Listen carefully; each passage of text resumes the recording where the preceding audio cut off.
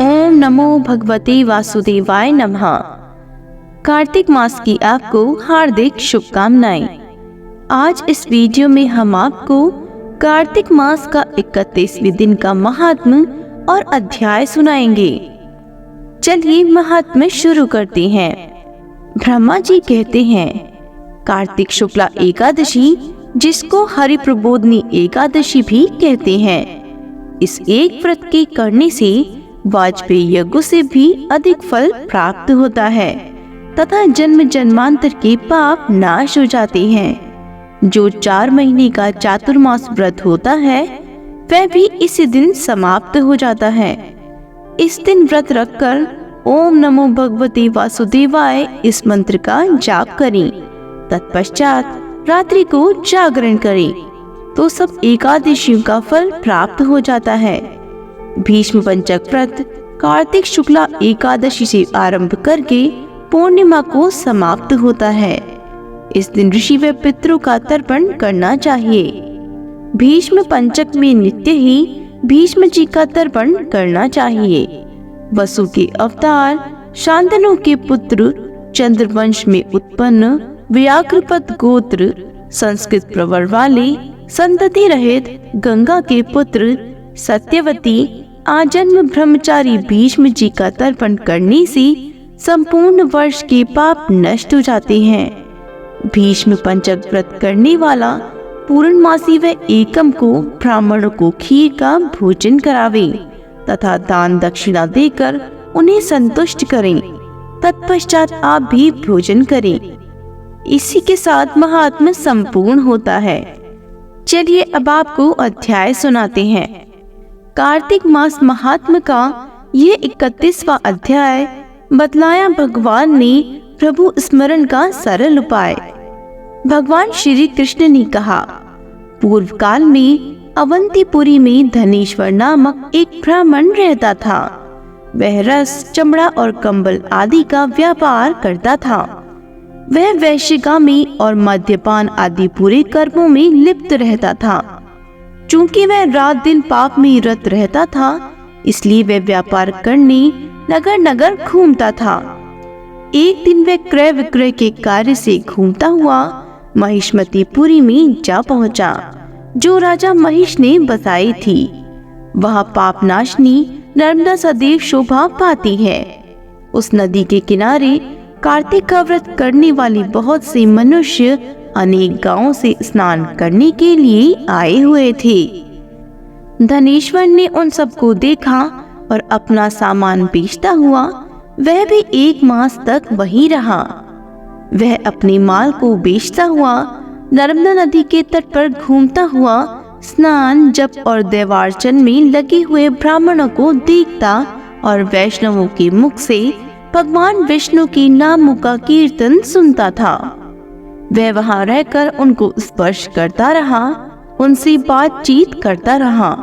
वह कार्तिक के व्रत की उद्यापन विधि तथा जागरण भी देखता रहा।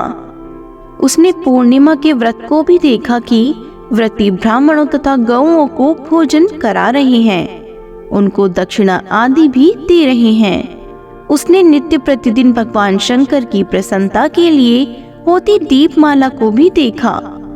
त्रिपुर नामक राक्षस के 3 पुरों को भगवान शिव ने इसी तिथि को जलाया था। इसलिए शिव जी के भक्त इस तिथि को दीप उत्सव मनाते हैं। जो मनुष्य मुझ में और शिव जी में भेद करता है, उसकी समस्त क्रियाएं निष्फल हो जाती है। इस प्रकार नर्मदा तट पर रहते हुए जब उसको 1 माह व्यतीत हो गया तो एक दिन अचानक उसे किसी काले सांप ने डस लिया। इससे विह्वल होकर वह भूमि पर गिर पड़ा। उसकी यह दशा देखकर वहां के दयालु भक्तों ने उसे चारों ओर से घेर लिया और उसके मुंह पर तुलसी दल मिश्रित जल के छींटे देने लगे। जब उसके प्राण निकल गए तब यमदूतों ने आकर उसे बांध लिया और कोड़े बरसाते हुए उसे यमपुरी में ले गए। उसे देखकर चित्रगुप्त ने यमराज से कहा, इसकी बाल्य अवस्था से लेकर आज तक केवल बुरे कार्य ही है। इसके जीवन में तो पुण्य का लेश मात्र भी दृष्टिगोचर नहीं होता। यदि मैं पूरे 1 वर्ष तक भी आपको सुनाता रहूं, तो भी इसके पापों की सूची समाप्त नहीं होगी। यह महापापी है, इसलिए इसको 1 कल्प तक घोर नरक में डालना चाहिए। चित्रगुप्त की बात सुनकर यमराज ने कुपित होकर कान नेमी के समान अपना भयंकर रूप दिखाते हुए अपने अनुचरों को आज्ञा देते हुए कहा, हे प्रेत सेनापतियों, इस दुष्ट को मुग्धरों से मारते हुए कुंभी पाक नरक में डाल दो। सेनापतियों ने मुग्धरों से उसका सिर फोड़ते हुए कुंभी पाक नरक में ले जाकर खौलते हुए तेल की कढ़ाई में डाल दिया। प्रेत सेनापतियों ने उसे जैसे ही तेल की कढ़ाई में डाला, वैसे ही वहां का कुंड शीतल हो गया। ठीक उसी प्रकार जिस प्रकार पूर्व काल में प्रहलाद जी को डालने से दैत्यों की जलाई हुई आग ठंडी हो गई थी।